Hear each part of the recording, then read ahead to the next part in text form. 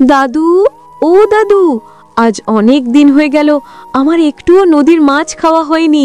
মনে আছে গতবার তুমি যে রুই মাছ এনেছিলে সেটা এত টেস্টি ছিল যে জিভে এখনো লেগে আছে।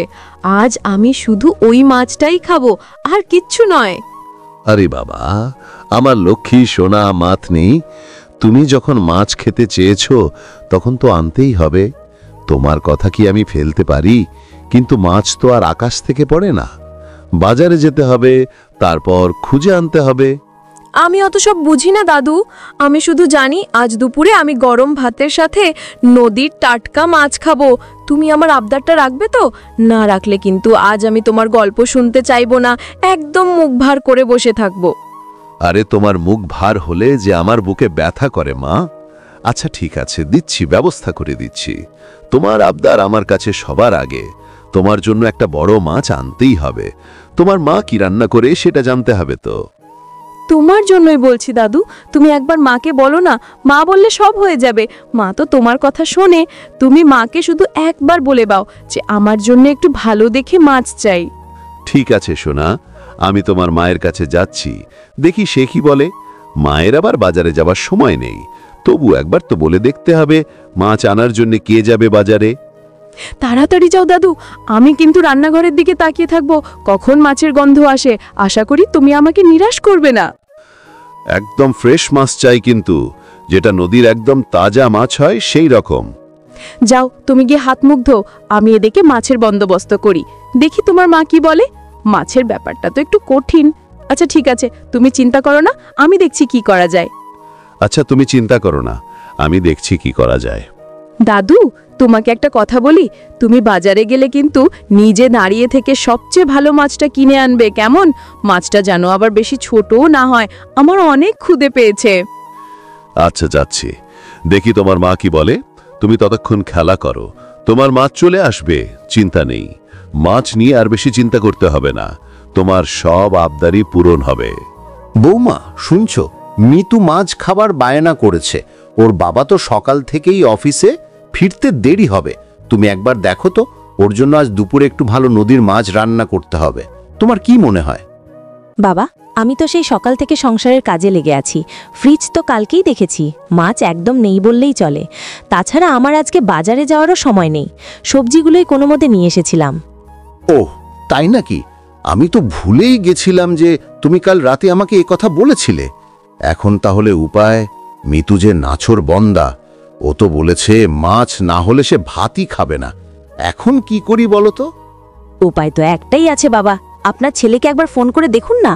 ও যদি আসার পথে নদীর ধারের বাজার থেকে মাছটা নিয়ে আসে, ও তো ভালো দামাদামি করতে পারে আর তাজা মাছও চেনে। হ্যাঁ, এটা একটা বুদ্ধি বটে। ছেলেটা তো রোজই এই রাস্তা দিয়েই ফেরে, কিন্তু সে কি এখন অফিস থেকে বেরোবে? সে তো আবার অফিস থেকে সহজে নড়তে চায় না। তবু একবার বলে দেখি। আপনি বরং ওকে একটা মেসেজ করুন, বলুন মিতু খুব বায়না করছে আর বাড়িতে একটুও মাছ নেই, এটা বললেই কাজ হবে। আর বলুন নদীর ধারে যে ভালো মাছের দোকানটা আছে সেখান থেকে যেন কেনে। ঠিক আছে, তাহলে তুমি মিতুর জন্য ভাতের ব্যবস্থা করো, আমি ততক্ষণ তোমার ছেলেকে ফোন করি।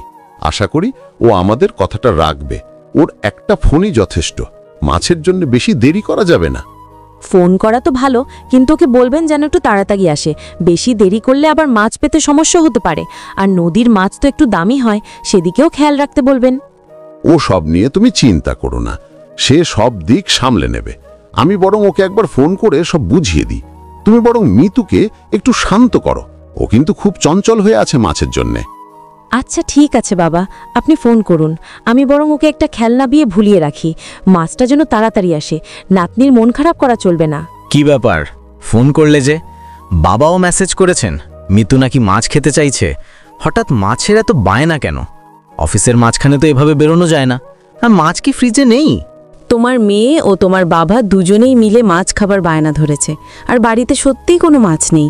আমি কি করব বলো? দাদুকে তো তুমি জানোই, নাতনির কথা ফেলতে পারে না, আর আমার পক্ষে এখন বাজারে যাওয়া অসম্ভব। বাবা আর মেয়ে দুজনে মিলে যখন জোট বেঁধেছে তখন তো আর না করে উপায় নেই। আচ্ছা, কোন মাছটা চাইছে মিতু? তোমাদের এখন এই সময়টা দরকার পড়লো যখন আমার একটা জরুরি মিটিং চলছে। মিতু নদীর মাছ খেতে চাইছে, রুই বা কাতলা হলে ভালো হয়, তবে একদম তাজা চাই। তুমি আসার পথে নদীর ধারের বাজার থেকে কিনে আনো। আর প্লিজ দেরি করো না, মিতু খুব করে আশা করে আছে।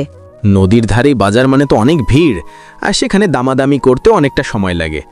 আজকের দিনে তো তাড়াতাড়ি বেরোনো সম্ভব নয়। আচ্ছা, তবু চেষ্টা করব, কিন্তু যদি ভালো মাছ না পাই? না, পেলে হবে না, মাছ কিন্তু আনতেই হবে।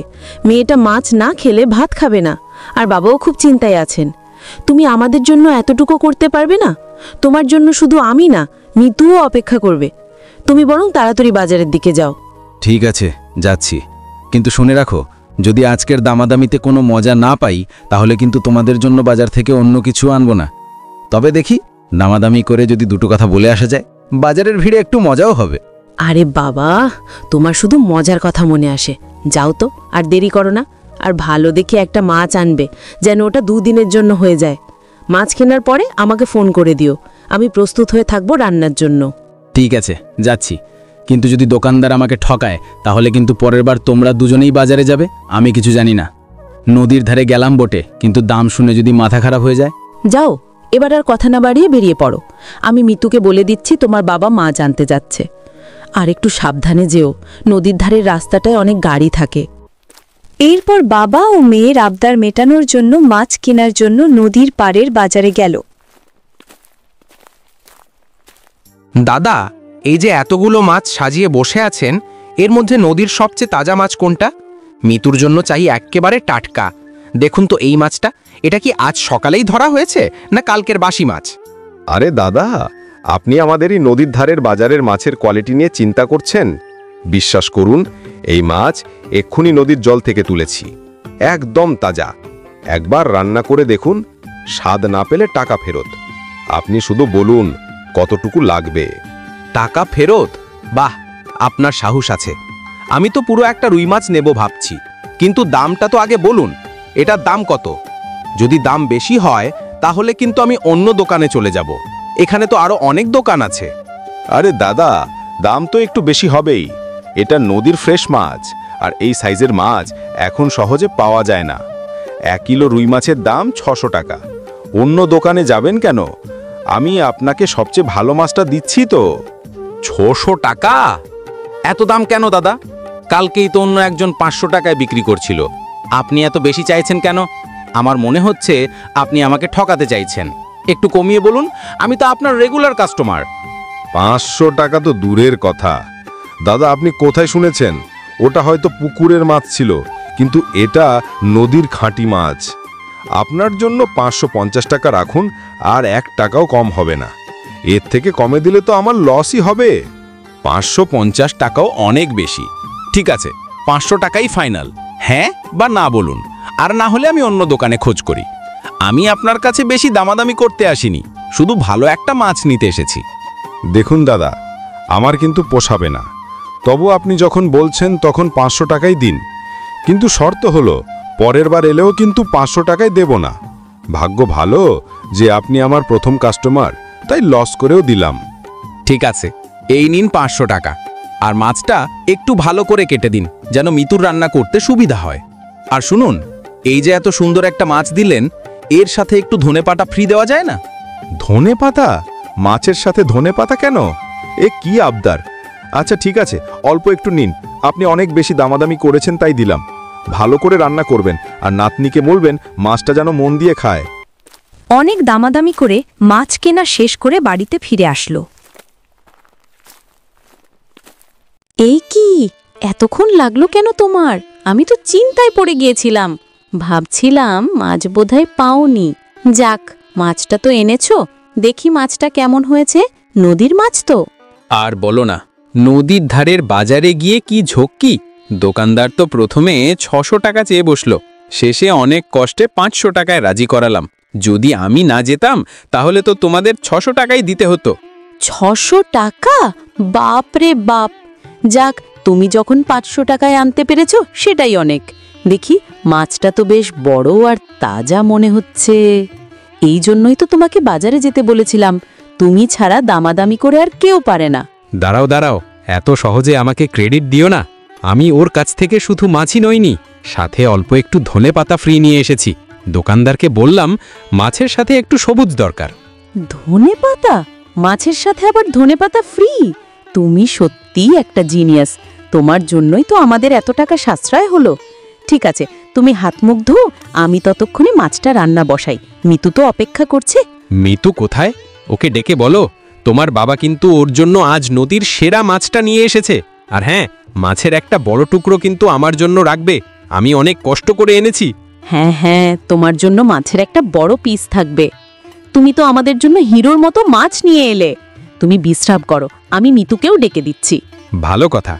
তুমি রান্না করার সময় কিন্তু একটু ঝাল কম দিও, মিতু ঝাল খেতে পারে না। আর মাছের গন্ধটা যেন পুরো বাড়ি ভরে যায়। আজকের দুপুরটা কিন্তু মাছের জন্যই স্পেশাল। ঠিক আছে, তুমি চিন্তা করো না। মিতুর প্রিয় মাছ আর বাবারও খুব পছন্দ। রান্নাটা আজ দারুণ হবে। আর তুমি যেহেতু দামাদামি করে এনেছো, তাই স্বাদটাও যেন দ্বিগুণ হয়। যাক, বাবা আর মেয়ের মনটা তো খুশি হলো। আজ রাতে সবার মুখে একটা হাসি দেখতে পাবো। আমি এখন ড্রেস চেঞ্জ করি, তোমার রান্না শেষ হলে আমাকে ডেকো।